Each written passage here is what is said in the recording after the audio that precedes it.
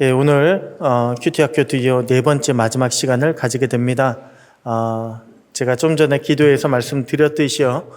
저희가 큐티학교 첫 번째 올해 큐티학교가 두 번 계획을 하고 있는데 그 첫 번째 시간이 마치게 됩니다. 다음 큐티학교 원래 일정이 8월 달로 잡혀 있는데 6월 달에 있는 평신도 교육하고 제가 시간을 바꿀까 생각 중입니다. 하여간 그 준비되는 대로 여러분들께 알려드릴 테니까 올 한 해 정말로 여러분들의 삶 가운데 내가 올해는 정말 말씀을 깊이 묵상했다, 정말 큰 깨달음을 얻었다라고 하는 그런 놀라운 성장이 있게 되기를 축복합니다. 오늘은 큐티학교 네 번째 시간으로요, 성경의 역사를 배우자입니다. 성경 역사를 배우자. 예전에 어느 한 사업가가 그 이란에 어떤 사업이 이제 연결이 돼가지고 크게 일을 같이 진행하게 되었다고 합니다. 그래서 이란에 가가지고 이제 가서 여러 사람들하고 함께 이제 파티 같은 그런 이제 환영 그런 만찬을 가지게 됐어요. 거기서 이제 한마디 하게 됐는데요. 뭐라고 얘기했냐면 제가 이렇게 아랍에 있는 그 나라와 첫 번째로 계약을 하게 돼서 참 얼마나 감사한지 모릅니다. 참 축하할 일입니다라고 그렇게 이야기를 했다고 합니다. 그러자 난리가 났습니다. 왜 난리가 났을까요? 여러분, 이란은요, 아랍이 아닙니다. 똑같이 이제 뭐 사람들이 히잡 쓰고 그리고 하고 다니는 게 비슷해 보이잖아요. 그런데 이란은 아랍이라고 하면 큰일 납니다. 자기네들은 페르시아예요. 따로 이렇게 나라가 아예 뿌리 자체가 다른 거예요. 외국인들이 뭐 한중일 보면 사실은 인종적으로 비슷비슷하잖아요. 그리고 솔직히 정확하게 우리도 왜 그런 거 있잖아요. 뭐 말레이시아, 인도네시아, 뭐 이쪽 태국 뭐 보면은 말이 어느 나라 말이 어느 나라 말인지 사실 잘 모르지 않습니까? 근데 그것처럼 그 유럽이나 뭐 이쪽에 있는 서양 사람들이 한중일 그러면 다 똑같이 봐요. 그래서 뭐 중국 갔다가 뭐 한국도 비슷하겠지. 일본 갔다가 뭐 한국은 좀 더 낙후됐겠지, 이렇게 생각하는 사람들이 많다가 우리나라 와가지고 이렇게 한국과 중국과 일본이 다를 줄 몰랐다라고 깜짝 놀라는 분들이 있습니다. 마찬가지예요. 우리가 역사를 모르면, 성경에 대해서 역사를 모르면 우리는 성경에 대해서 우리 생각대로 성경을 이해하려고 합니다. 근데 대개는 설교를 통해서 참 이미 알고 있는 성경 역사들이 있는데 그게 사실은 생각보다도 한국적인, 그러니까 한국 목사님들에 의해서 이렇게 우리가 알고 있는 그런 역사들이 너무나 많이 있습니다. 그래서 이것들에 대해서도 여러분 배경을 알고 역사를 알지 못하면 오해하는 부분들이 참 많이 있습니다. 성경을 왜 성경의 역사를 알아야 됩니까? 선입견 가지고 오해하지 않기 위해서 우리는 성경을 배워야 하는 거예요. 자, 한번 볼게요. 최근에 우리가 에서에 대해서 이제 좀 이야기를 했지만, 에서는 무식한 사냥꾼입니까? 아니요, 그렇지 않습니다. 옛날만 하더라도 에서를 그리면 다 무식한 사냥꾼으로 그렸어요. 그 이미지를 가지고 있었어요. 그런데 알고 봤더니 에서는요, 상당히 똑똑합니다. 상당히 돈에 밝은 사람이에요. 그리고 에서의 후손, 특별히 에돔 사람들, 대만 사람들은 지혜로 유명한 사람들이에요. 자, 또 한 가지. 왜 우리가 그런 이야기 참 많이 하잖아요. 예수님이 무식한 어부들을 제자로, 베드로, 안드레, 요한, 야고보 다 뭐예요? 어부들 아니에요. 무식한 어부들을 제자로 받아들이셨다고. 그런데 정말 어부 출신 제자들은 가난하고 무식했을까요? 사실 그것도 아니에요.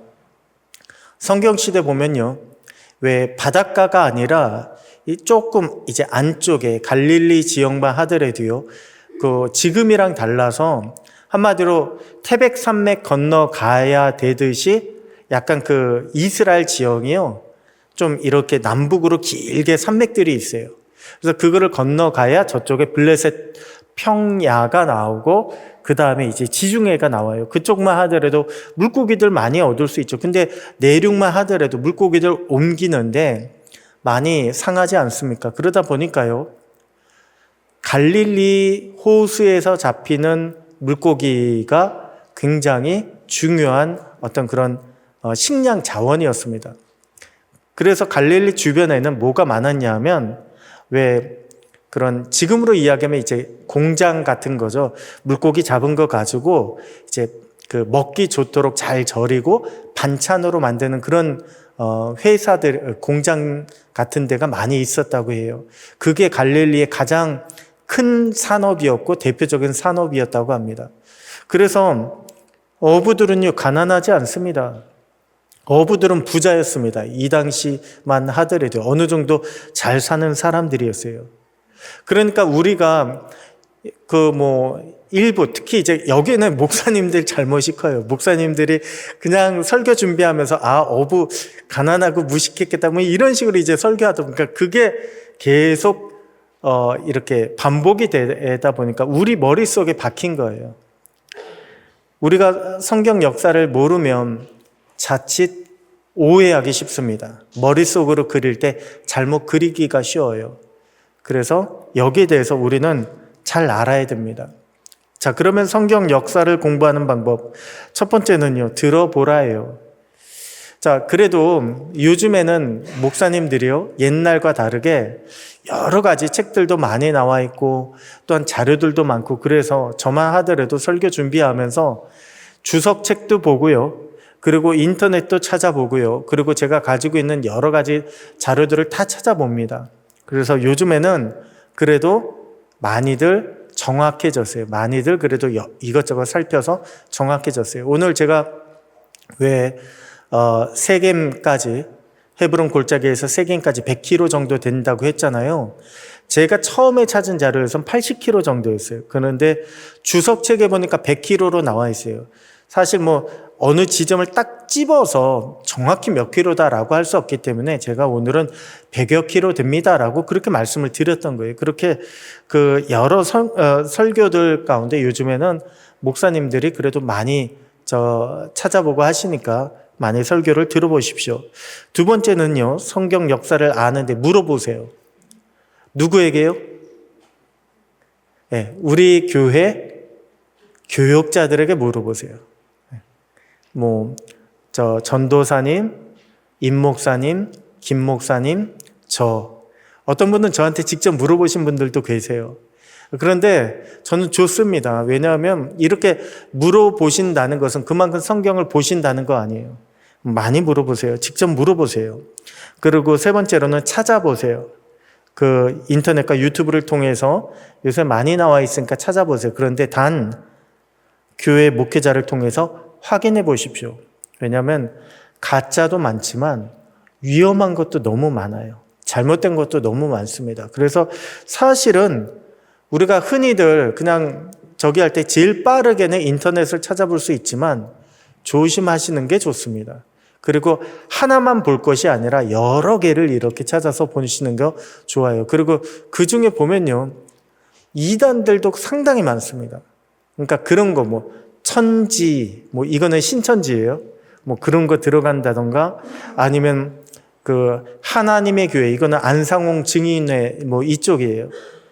저도 보면 이렇게 찾다 보면 이거 너무 좋아요. 그렇게 해서 이렇구나 하고 딱 봤더니 이단인 경우도 좀 있습니다. 그래서 여러분 이거는 주의해 보시고요. 마지막으로는 사보라예요. 사보라. 뭘요? 성경과 관련된 그런 책자들을 사서 읽어보십시오. 사서 보시는 게 참 좋습니다. 여러분 집에서 옛날에는 다들 지하철이나 이런 데 타잖아요. 그러면 참 책 같은 거, 성경 읽고 책 읽고 이런 분들이 많아요. 요새는 다들 핸드폰 보고 계신다고 하는데 책 사서 읽어보십시오. 그러면 많은 유익이 될 것입니다. 자, 제가 여러분에게 누누이 계속해서 말씀드리는 게, 우리는 성경을 볼 때 자기만의 보려고 하는 틀이 있어요. 그래서 그 틀을 깨기 위해서는 자꾸만 저 사람은 이렇게 보는구나, 혹은 목사님은 이런 부분을 찾았구나라고 하는 것을 여러분들이 자꾸 캐치하셔야 돼요. 그래야 여러분들도 나도 이 부분 다시 한번 묵상해 봐야지, 이 부분은 나도 한번 살펴봐야지 하는 그런 눈이 생깁니다. 그것이 여러분의 눈을 확장시켜요. 성경 보는 눈을 확장시켜서 은혜의 문도 열어버립니다. 좀 더. 그러니까 그렇게 여러분들 이해하시고, 오늘도 성경 본문 가지고 그 내용을 들어가 보도록 하겠습니다. 오늘은 누가복음 10장 25절에서 37절까지 있는 말씀입니다. 선한 사마리아인의 비유에 관한 말씀인데요. 우리 한 절씩 교독하도록 하겠습니다. 어떤 율법 교사가 일어나 예수를 시험하여 이르되, 선생님, 내가 무엇을 하여야 영생을 얻으리까?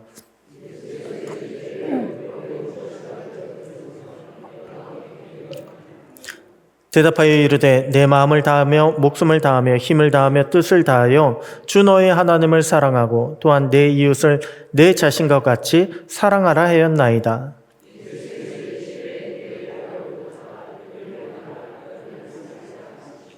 그 사람이 자기를 옳게 보이려고 예수께 여짜오되, 그러면 내 이웃이 누구니이까?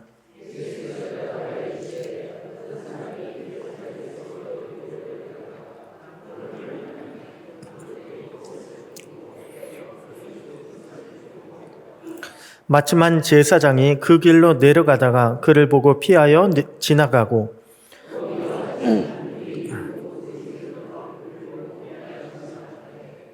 어떤 사마리아 사람은 여행하는 중 거기 이르러 그를 보고 불쌍히 여겨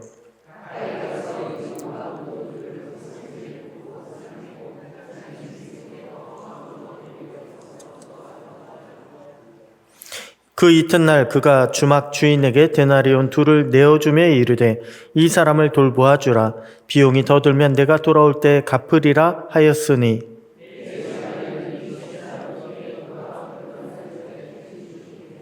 (37절) 다 같이요. 이르되 자비를 베푼 자니이다. 예수께서 이르시되, 가서 너도 이와 같이 하라 하시니라. 아멘. 자, 여러분들 많이 아시는 선한 사마리아 비유입니다.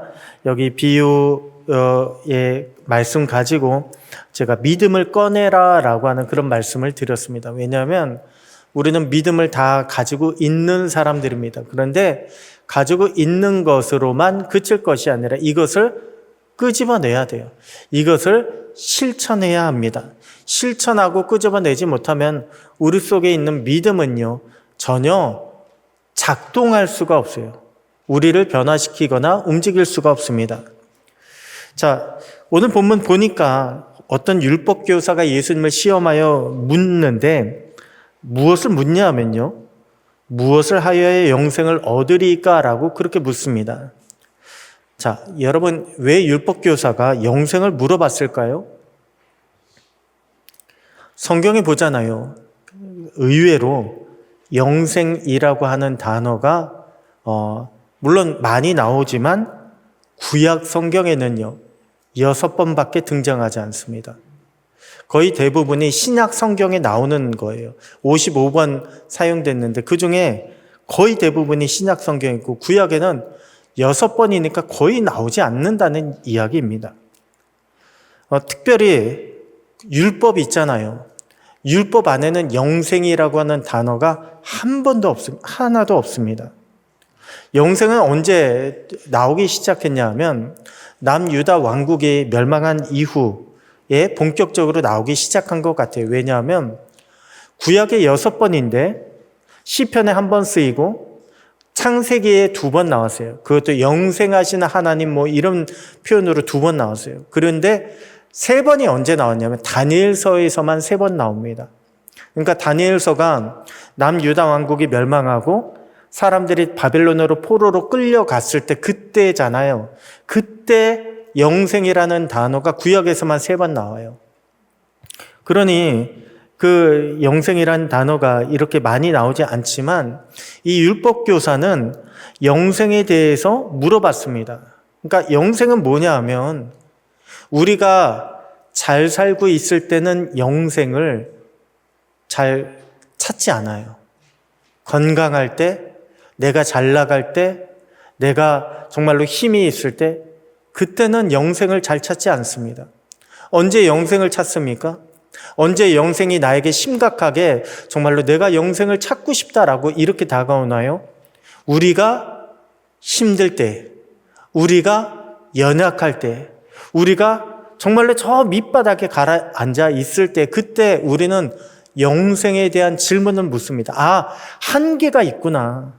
내 인생에 한계가 보이는구나 라고 할 때 그때 비로소 한계를 뛰어넘는 영생을 찾게 되는 거예요. 그러니까 이전까지만 하더라도 사람들은요, 그냥 나는 아브라함의 자손이야. 그러면 영생 받은 줄 알았어요. 나는 아브라함의 자손이고 하나님의 성전이 우리 예루살렘에 있어. 하나님의 성전이 있는데 어떻게 저 이방의 나라가 이 예루살렘을 함락시킬 수가 있어? 사람들은 그렇게 생각했다니까요. 절대로 무너지지 않을 거라고 생각했습니다. 그런데 하나님은 그러한 교만을 예루살렘이 함락되고 성전이 무너지게 만들어 주셔서 깨어지게 만들어 주셨어요. 너희에게 한계가 있다. 태생적인 이스라엘로 만족하지 마라라고 그렇게 알려주셨습니다. 아마도 율법 교사는요, 자기만의 해답을 가지고 있을 거예요. 왜냐하면 이 영생의 문제는 그 이후에 한 번도 유다 왕국이 회복된 적이 없잖아요. 지금도 예수님 당시에도 로마가 지배하고 있고 로마가 임명한 헤롯 일가가 왕으로서 통치하고 있기 때문에 사람들은 여전히 한계를 가지고 메시아가 오기를 기다리고 있었습니다. 그래서 자기만의 그런 영생을 어떻게 하면 얻을까? 이 문제를 성경에 보면 이 율법교사 외에도 뭐 젊은 청년이 와서 물어본다든가 이렇게 물어보는 것을 볼 수가 있습니다. 자, 영생은 인간이 한계를 깨달을 때에 하나님께 구하는 은혜가 영생입니다. 한계를 깨달을 때. 자, 예수님께서 이 율법교사의 질문을 듣고 율법에 무엇이라 기록되었으며 내가 어떻게 읽느냐라고 말씀하셨습니다. 근데 제가 좀 전에 뭐라고 말씀드렸어요? 율법에는 영생이란 단어가 한 번도 나오지 않습니다. 자, 그런데 그러면 율법에는 영생이란 단어가 없는데 중요한 건 뭐예요? 율법에 어떻게 무엇이라 기록된 게 중요합니까? 아니면 내가 어떻게 읽느냐, 이게 더 중요합니까? 율법에 없는데 내가 어떻게 읽느냐, 내가 어떻게 해석하느냐, 이것이 더 중요하죠. 그래서 물어보신 거예요. 너희는 이 영생을 어떻게 얻어야 된다라고 그렇게 너희가 성경을 보고서 해석하고 있느냐라고 물어보고 있는 것입니다. 여러분, 여기에 큐티의 중요성이 다시 한번 등장하게 됩니다. 말씀은 똑같은데요. 우리가 말씀에 있는 것도 정말 내가 이 말씀에서 하나님의 음성을 찾고자 할 때 그때 나에게 주시는 특별한 메시지를 발견하게 되는 거예요. 똑같은 말씀을 놓고도 우리가 그 하나님의 말씀을 사모함이 없이 그냥 읽어 나가면 겉으로 문장, 단어 있는 그대로만 우리는 받아들이기 쉽습니다. 그런데 내가 정말 해답을 구해요. 방향을 구해요. 그럼 방향 구하면서 묵상을 하면 방향이 보입니다. 내가 선택을 구해요. 내가 이것을 해야 되나 말아야 되나. 선택을 구하면서 내가 묵상하다 보면 선택이 보입니다. 그러니까 우리가 항상 이 하나님의 말씀 가지고 기도하면서 하나님의 해석을 우리는 구하는 것, 이것이 바로 큐티입니다. 그래서 큐티 할 때는요, 항상 뭐 말씀 가지고도 읽지만 여러분 기도하실 때에 이런 기도하시면 유익한 면이 있습니다. 뭐냐면 현재 여러분들의 기도 제목이 있잖아요. 기도 제목을 놓고서 내가 진짜 이런 기도 제목이 있다. 내가 이런 선택에 놓여 있다. 이런 응답을 내가 구하고 있다. 근데 하나님, 제가 말씀을 읽고 묵상합니다. 하나님, 묵상 중에 나에게 응답하여 주시옵소서. 이렇게 기도하시고 말씀을 묵상하면요, 특별히 하나님께서 묵상을 통해서 우리에게 응답을 주시는 경우가 참 많이 있습니다. 자, 예수님이 이렇게 말씀하셨어요. 율법에 뭐라고 기록되었으면 내가 어떻게 읽느냐. 그러니까 이 사람이요, 율법 교사가 내 마음을 다하며 목숨을 다하며 힘을 다하며 뜻을 다하여 주 너의 하나님을 사랑하고 또한 내 이웃을 내 자신과 같이 사랑하라 하였나이다. 여러분, 참 이 율법에 대해서 물어봤는데 이 율법 교사가 이것을 말씀했단 말이에요. 근데 여러분들에게 질문하겠습니다. 우리가 보통 율법 하면요, 가장 먼저 떠오르는 게 무엇입니까? 십계명이죠. 십계명. 보통은 어떤 목사님이 외국 목사님이에요. 나가서 이제 전도하는 걸 봤는데 십계명을 지키지 못하면 구원받지 못한다. 뭐 이런 이제 얘기도 하셨어요. 근데 그것은 예수님을 전하기 이전에 십계명 가지고 너희가 이런 죄를 저질렀냐? 그러면 너희는 죄인이다라고 이제 말씀하시기 위해서 한 거였습니다. 그런데 대표적으로 율법하면요, 십계명이에요. 근데 왜 이 율법 교사는 십계명이 아니라 하나님 사랑과 이웃 사랑을 이야기했을까요? 여기 해석이 있습니다. 자, 보십시오.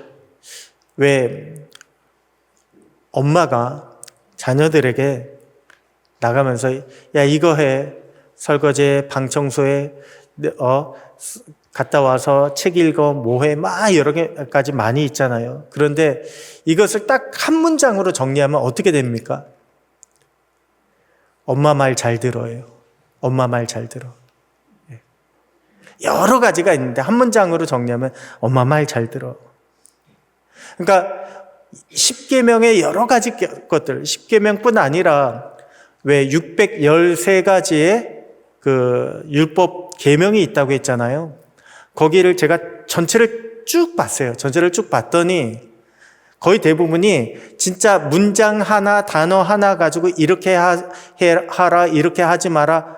그 창세기의 세계, 그리고 이제 그 출애굽기서부터 민수기 신명기에 이르기까지 나머지 것들을 쭉 해가지고 613가지를 뽑았는데 그중에 성경에 없는 내용도 몇 가지 들어가 있어요. 근데 그것까지 넣어서 613가지를 만들었더라고요. 그런데 여기 그런 거 아무리 해도 결국에 요약하고 요약하면 뭐예요? 하나님 말씀 잘 들어라예요. 하나님을 사랑하라. 그리고 하나님 말씀대로 실천하라예요. 그것이 하나님 말씀 잘 들어라가 하나님 사랑하라고, 하나님 말씀대로 실천하라가 이웃을 사랑하라예요. 율법교사는 율법의 핵심이 무엇인지 정확히 꿰고 있었습니다. 아무리 율법을 다 지킨다 하더라도요, 마음이 없으면 아무 소용이 없다는 거예요. 그것을 율법교사는 정확히 알아서 그 마음을 뭘로 한 거예요? 사랑으로 대체한 거예요. 자, 말씀 묵상은 그렇기 때문에 무엇을 파악하는 겁니까? 핵심을 파악하는 거예요. 핵심을 파악하는 거. 핵심을 파악하고 마음의 결단을 이끌어내는 것. 이것이 중요합니다. 그러니까 말씀 묵상할 때 아, 이렇구나, 저렇구나. 그거의 핵심을 따져야죠. 그러니까 그 핵심이 뭐냐면 똑같은 문장을 읽는데 하나님이 오늘은 너 가서 이렇게 행해. 너 가서 이런 마음을 가지고 있어. 너 가서 이렇게 무엇을 실천해. 뭐 이런 식으로 이제 정리해 주신 게 핵심을 파악하는 거고 거기에 따라서 내가 결단하는 것이 참 중요합니다. 자, 율법교사가 이렇게 이야기하자 예수님께서요, 그 사람 보고 내 말이 옳도다, 이를 행하라, 그리하면 살리라 라고 그렇게 말씀하십니다. 자, 그러자 이 율법교사가요, 자기를 옳게 보이려고 그러면 내 이웃이 누구니까? 라고 그렇게 예수님께 물어봅니다. 자, 이 구절 한번 볼게요. 29절. 그 사람이 자기를 옳게 보이려고 그러면 내 이웃이 누구니까? 여기서 드러나는 이 율법 교사의 문제점이 있습니다. 첫 번째는 뭡니까? 자기를 옳게 보이려고 하는 교만이 보입니다. 여러분, 우리는요, 옳은 것을 지향해야 되는 것은 맞습니다. 그런데 옳은 것을 지향해야 되지만 옳게 보이려고 하는 것은 지양해야 돼요. 그러니까 옳은 것은 우리가 쫓아가야 되지만 옳게 보이려고 하는 것은 우리가 그 자리에서 떠나야 돼요. 차이가 뭐예요? 옳은 것은요, 내가 그냥 쫓아가는 거예요. 근데 옳게 보이려고 하는 것은 남들에게 내가 인정받으려고 하는 거예요. 이 율법교사는 자기를 옳게 보이려고 하는 그러한 교만한 마음이 있었습니다. 또한 이웃사랑도 칭찬받으려고 하는 자만이 있었어요. 아마도 이 사람은 예수님께 물어봤다는 것은 그만큼 예수님이 그러면 내 이웃은 누구다라고 이야기했을 때 저는요 그 사람들 이미 사랑했습니다. 그 사람들을 이미 도와줬습니다라고 이렇게 생각을 하고 있기 때문에 물어봤을 거예요. 가끔 보면 왜 그런 거 있잖아요. 애들도 어머니 아버지한테 저기 할 때 엄마 나 이거 물어봐줘 이렇게 얘기하면 뭐예요? 이미 물어보면 거기에 내가 칭찬받을 만한 대답을 하기 위해서 물어본 거 아닙니까? 이 율법교사가 그런 마음이었어요. 이웃사랑도 칭찬받으려고 하는 그런 자만이 있었습니다. 그런데 진짜 문제는 뭐냐면요. 율법의 핵심이 뭐였어요? 하나님 사랑과 이웃사랑이었죠. 그러면 뭐부터 물어봤어야 돼요? 내가 어떻게 하나님을 사랑할 수 있습니까? 이거를 안 물어봤습니다. 왜 안 물어봤을까요? 나는 충분합니다. 나는 하나님 사랑은 이미 다 했습니다. 라고 그런 것이 전제로 깔려 있는 거예요. 그래서 하나님 사랑의 문제는 피하려고 하는 그런 기만이 보이는 것입니다. 문제 없는 척 하는 거예요. 그것은 문제 없고 내가 그러면 보다 눈앞에 보이는 어떤 이웃을 사랑해야 될까요? 내가 누구를 도와줘야 될까요? 라고 그렇게 물어보고 있는 것입니다. 우리도 때때로 보면요, 내 신앙의 양심을 다른 것으로 돌릴 때가 참 많이 있습니다. 뭐냐면요, 나는 그래도 내가 열심히 내가 신앙생활했어. 내가 그래도 주일날 빠지지 않았어. 몇 년을 신앙생활했어. 내가 직분이 어떻게 돼. 아무리 그거를 많이 해도 정작 제일 중요한 문제는 뭐예요? 주님을 얼마나 사랑하고 계십니까? 예요. 주님을 얼마나 사랑하고 계십니까? 그런데 이것을 감추기 위해서 나는 자꾸 그동안 다른 거를 이렇게 끄집어낸다는 거죠. 내가 그래도 어디 선교 여행도 갔다 왔고 내가 무슨 교육도 받았고 근데 믿음이 어떻게 됩니까? 하나님을 얼마나 주님을 얼마나 사랑합니까? 이것은요 자꾸만 덮으려고 하는 그런 죄성이 우리에게도 있다는 것을 발견해야 됩니다. 그때 이제 예수님이 하신 것이 선한 사마리아인의 비유죠.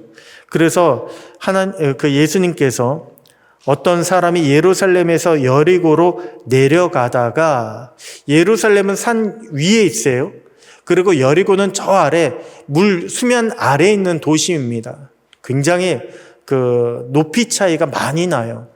그런데 예루살렘에서 여리고로 내려가는 그 이유는 다른 게 아니라 아마도 이 사람이 명절을 예루살렘에서 절기를 보내고 내려가는 길이었을 것이다 라고 그렇게 추측하고 있습니다.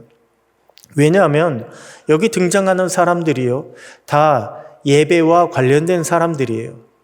제사장, 레위인 다 누구입니까? 성전에서 봉사하는 성전 봉사자들이에요. 그러니까 이 사람들도 집은 여리고인데 절기에 맞춰서 봉사하기 위해서 예루살렘에 올라갔던 사람들이었을 거예요. 그 사람들이 아마도 내려가는 길이었을 것입니다. 자, 그러면 명절을 다 마치고 내려가는 길이에요. 우리로 따지면 뭐와 비슷하냐면 3일 동안 열리는 왜 심령대 부흥성회 있잖아요. 이거 다 마치고 나서 이제 목사님, 장로님, 그리고 신도들이 이제 집으로 내려가다가 이런 일을 겪게 된 것과 마찬가지입니다. 현재 이들의 상태는 어떤 상태일까요? 절기 예배를 드리고 가장 뭐가 충만한 상태? 은혜가 충만한 상태였을 거예요. 은혜가 충만한 상태. 그래도 내가 이번에 정말로 절기 잘 지켰어. 이번에 말씀 묵상하면서 내가 은혜 충만히 받았어. 이런 은혜가 충만하고 성취감이 있고 자신감이 있던 그런 사람들이었을 것입니다. 그런데 그때 한 사람은 강도를 만나서 거의 죽게 되었습니다. 이 길로 그 뒤로 한 제사장, 한 레위인, 그리고 어떤 사마리아 사람이 그 길로 지나가게 됩니다. 자, 보면요. 예수님께서 바리새인이나 서기관이 아니라 제사장과 레위인을 예로 드신 이유는 아마도 유대인들의 예배와 율법으로 자기 사람들을, 그러니까 이웃이냐 아니냐, 내 이웃이다라고 하는 것을 구별했기 때문일 것입니다. 왜냐하면 그 예배 공동체라고 있잖아요. 이스라엘 사람들 하면, 유대인들 하면 다른 게 아니라 예배를 드릴 수 있는 사람이 유대인들이에요. 예배를 드리지 않는 유대인들은요, 진짜 유대인들이 아닙니다. 배척을 해요. 그런데 아무리 이방인이다라고 할지라도 그래도 하나님을 믿고 경건한 그 이방인들이라고 하는 사람들인데, 그 사람들은 성전 앞들까지는 올 수 있도록 그렇게 만들어줬습니다. 그걸로 이제 구분을 하는 거예요, 예배로. 하지만 당시 사마리아 사람들은요, 예루살렘에서 예배를 안 드렸어요. 그들은 그리심산에서 예배를 드렸습니다. 그래서 요한복음 4장에 나오는 그 수가성 여인 있잖아요. 사마리아 그 여인은요, 그 예배를 어디서 드려야 됩니까? 라고 예수님께 물어봤던 거예요. 그리고 그 사람들은 따로 사마리아 오경이라고 하는 자신들만의 율법도 가지고 있었습니다. 모세 오경과 거의 비슷해요. 그런데 단어들이, 일부 다른 단어들이 등장합니다. 왜냐하면 자기네들은 따로 사마리아에서 예배를 드려야 되기 때문에 어떤 거기에 대해서 조금씩 바꾼 것들이 있어요. 그래서 이 유대인들의 입장에서 보면 사마리아인은요, 완전히 이방인이에요. 예배도 따로 드리죠. 경전도 어떻게 보면 따로 가지고 있죠. 그렇게 이방인 취급을 받고 있었는데, 이 사마리아 사람은 강도 만난 사람을 불쌍히 여긴 반면에 같은 유대인이었던 제사장과 레위인은 거의 죽게 된 그 사람을 부정한 시체처럼 피해서 지나갔습니다. 여러분, 유대인의 율법에 시체를 만지면요, 부정하게 돼요. 시체를 만진 사람은 그 시체 만진 것에 대한 값을 치러야 돼요. 일정 기간 동안 내가 다른 사람들과 접촉하면 안 됩니다.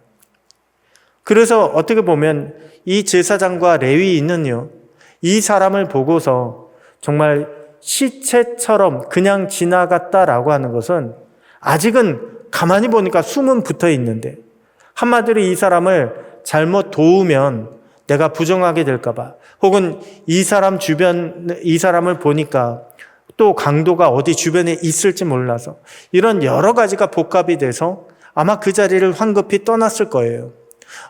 어떻게 보면 율법은요, 빨리 그 자리를 떠나게 만드는 도구로 사용되었을지 모릅니다. 율법에 죽은 사람 만지지 말라고 했잖아. 이것을 근거로 들어서 저 사람 죽었는데, 거의 죽었는데 하면서 빨리 자리를 피하자, 그냥 지나가자라고 그렇게 외면하게 만드는 도구가 됐을지 모릅니다. 이런 예가 또 있죠. 언제 있습니까? 예수님께서 왜 장로들의 유전을 들어서 왜 당신의 제자는 떡을 먹을 때 손 씻지 않고 먹습니까? 라고 이야기하는 거에서 너희가 율법에 있는 내용을 가지고 죄를 저지른다고 예수님께서 지적하신 적이 있습니다. 뭐냐면 당시에 이제 부모를 복양해야 되는 어떤 그런 법이 있는데, 그 법을 부모님께 복양할 돈을, 나는 이 돈을 하나님께 바칠 것입니다 라고 하고서 내가 그만큼 돈을 없애버리는 거예요.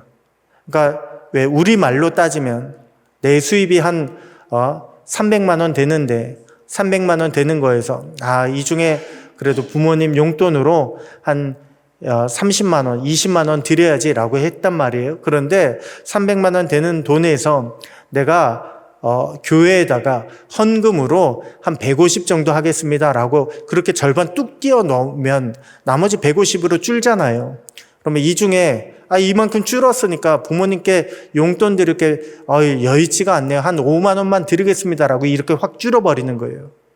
그런데 이 150만 원 헌금하겠습니다 하고 실제 헌금한 게 아니라 이것은 헌금할 것입니다라고 미리 띄워놓은 거예요. 미리 띄워놓은 거. 그리고 내가 여전히 가지고 있는 거예요.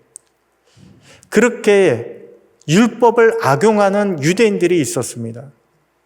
근데 이 사람들도 어떤가요?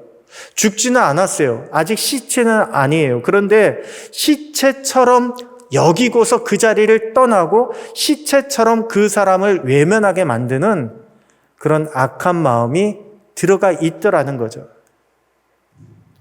지난주에 얼마 전에 우리가 그런 거 나누지 않았습니까? 왜 야곱의 아들들이요 세겜 추장을 향해서 당신들의 할례를 받지 않으면 우리의 동생, 딸을, 디나를 줄 수가 없다. 할례를 받아라. 이것과 마찬가지예요. 참 우리가 조심해야 될 게 율법을 들어서 공격하는 거 이거 참 조심해야 됩니다. 성경 말씀을 들어서 이렇게 해야 된다 저렇게 해야 된다. 성경 말씀은 남을 공격하라고 주는 게 아니라 나에게 깨달으라고 주시는 거예요. 우리는 이것을 깨달아야 됩니다. 예수님은요, 율법을 지킨다는 핑계로 사랑을 외면한 자가 하나님 사랑과 이웃 사랑을 할 수 있겠느냐라고 그렇게 율법학자에게 물어보고 계신 것입니다. 자, 반대로 사마리아 사람은 어떠했습니까? 사마리아 사람은요, 이 사람을 외면하지 않았어요. 거의 죽게 된 사람을 가서 포도주를 그 상처에 붓고 그리고 싸매어주고 자기 짐승에게 태워서 주막으로 데리고 와서 돌보아주고 또한 자기는 여행 가던 길이었기 때문에 주막 주인에게 데나리온 2를 주면서 이 사람을 돌보아주라고 비용이 더 들면 내가 돌아올 때 갚으리라라고 그렇게 이야기합니다. 여기서 참 마음에 와닿는 게요. 갚으리라예요. 갚으리라. 왜 갚으리라라고 하는 게 마음에 와닿을까요? 우리는 모두가 빚을 진 사람들입니다. 우리 주님으로부터 십자가의 은혜의 빚을 진 사람들이에요. 그 빚진 빚을 어떻게 갚아 나가야 됩니까? 사랑을 통해서 갚아 나가야 되는 거예요. 이 사마리아 사람이요, 내가 대신 갚아줄 것이다 라고 이야기하는 바로 그 대목에서 정말로 은혜에 빚진 자가 은혜를 어떻게 갚아 나가느냐라고 하는 것을 보여주고 있는 것을 깨닫게 됩니다. 하나님께 받은 사랑의 빚을 깨달은 사람은요, 이웃에게 갚을 줄 알아야 됩니다. 여러분, 우리는 얼마나 사랑의 빚을 깨닫고 있습니까? 해마다 부활절이 오죠. 해마다 감사절이 오고 그럴 때마다 교회에 보면 절개헌금을 드려요. 교회가 뭔 그렇게 돈독이 올라서 무슨 헌금 막 이래가면서 돈을 걷는다고 이렇게 비난하신 분들이 있습니다. 교회 안에 있어요. 그런데 여러분, 주님의 사랑을 우리가 얼마나 갚을 수 있습니까? 어떻게 보면요, 이거는 교회가 돈을 헌금을 모으기 위해서 이게 아니라 정말로 다시 한번 내가 주님이 왜 이 땅에 오셨나? 성탄절이죠. 그리고 주님이 왜 우리를 대신하여 십자가를 지셨나? 그게 부활절 아닙니까? 감사절마다 이건 내가 아니라 주님이 주신 것입니다. 하나님이 은혜로 주신 것입니다. 이걸 깨달으라고 우리에게 주신 거예요. 절기의 특징이 바로 거기에 있습니다. 알죠? 아는데 이 절기에 오지 않으면, 이 절기에 너희가 성전에 모이지 않으면 내 백성에서부터 끊어지리라라고 하나님께서 말씀하셨어요. 왜냐하면 우리의 연약함과 우리의 완악함을 아시기 때문에 그렇습니다. 우리는 완악해서요, 안다고 그렇게 이야기해요. 안다고 이미 했다고 그래 놓고 우리는 외면하는 그런 완악한 모습이 얼마나 많이 있는지 모릅니다. 이번 사순절 기간에 저희가 이제 사랑의 빚을 갚기 위해서 다시 한번 또 이웃사랑 한 끼 나눈 헌금을 했잖아요. 여러분 뭐 2가정, 4가정 해가지고 5만 원, 10만 원 우리가 이렇게 했지만 진짜 여러분들께서 이웃사랑뿐 아니라 늘 언제나 그런 것에 관심을 가져주시고 또한 동참해 주시기를 부탁드립니다. 교회가 가진 거 하나도 없어요. 이거는 그대로 다 이웃사랑을 위해서 그대로 다 나갑니다. 우리는 빚진 자입니다. 그 빚을 주님이 묻고 계신 거예요. 너희는 얼마나 빚진 자로 살아가고 있는가? 자, 예수님은 사마리아 사람을 통해서 무엇을 말씀하고 계십니까? 이 사마리아 사람 실천하는 사람이에요. 실천하는 사람을 통해서 믿음은 자기 스스로 만족하는 이론이 아니라 반드시 실천이 뒤따라야 된다고 말씀을 주고 있습니다. 율법학자니까 얼마나 율법에 대해서 빠삭하겠습니까? 그런데 이 율법학자, 너가 이렇게 율법을 많이 알고 있지만 믿음은 이론이 아니다라고 말씀하고 계신 거예요. 실천해야 된다고. 사랑도 너가 믿음에 따라서 좀 더 확장할 줄 알아야 된다라고 우리에게 말씀을 주고 있는 것입니다. 자, 정리해 볼게요. 오늘 이 선한 사마리아인의 비유의 말씀을 통해서 주님은 우리에게도 물어보고 계십니다. 우리는 사랑의 계명을 외면하고 있지는 않습니까? 알고 있죠. 사랑의 기독교, 사랑을 실천해야 되는 거 알고 있죠. 그런데 우리는 얼마나 이것을 외면하고 있지는 않은가? 우리도 바쁘다는 이유로 우리도 혹은 다른 핑계, 이런 핑계 저런 핑계 대서 우리도 사랑의 빚을 갚을 수 있는 기회를 혹 외면하고 있지는 않은가 돌아보시고, 그리고 그 가운데 주님께서 찾으시는 주님의 손을 대신해서 내가 사랑을 실천하는 손과 발이 되시기를 소원합니다. 그럴 때 주님이 우리를 더욱 기뻐하시고 우리에게 더 큰 은혜를 베풀어 주실 줄로 믿습니다. 자, 큐티 학교 처음 4시간을 이제 마쳤고요. 제가 다시 그 다음 시간을 이제 조만간 해서 준비해서 또 한 번 더 하도록 하겠습니다. 여러분 자꾸만 말씀을 더 자세하게 더 깊이 들여다보십시오. 그러면 여러분들에게 반드시 더 큰 은혜가 있게 될 줄로 믿습니다. 기도하겠습니다. 하나님 아버지 감사합니다. 하나님, 우리가 잘 모르는 것이 많이 있습니다. 그럼에도 우리는 안다고 착각한 때가 얼마나 많이 있었는지 모릅니다. 하나님 말씀을 읽을 때 우리가 그냥 넘어갔던 것 하나님 그때마다 발견하게 하시고 그 말씀 앞에서 기도하며 붙잡고 묵상하는 자들이 되게 하여 주시옵소서. 하나님, 그럴 때에 우리의 마음에 말씀의 문을 열어주시고 또한 지혜의 문도 열어주셔서 깨닫는 은혜를 허락하여 주시고 그 은혜가 우리로 하여금 주님의 일을 하는데 부족함이 없는 동력이 되게 하여 주시고 또한 그 은혜를 나누어 주며 또한 그 은혜를 더욱더 확장시켜 나가는 놀라운 역사가 일어나게 하여 주시옵소서. 앞으로 우리 성도님들 말씀을 읽을 때에 더 큰 기쁨이 넘치게 되기를 소원합니다. 주님 도우시고 주님 함께하여 주시옵소서. 모든 것 주님께 감사드리며 우리 주 예수님의 이름으로 기도드립니다. 아멘.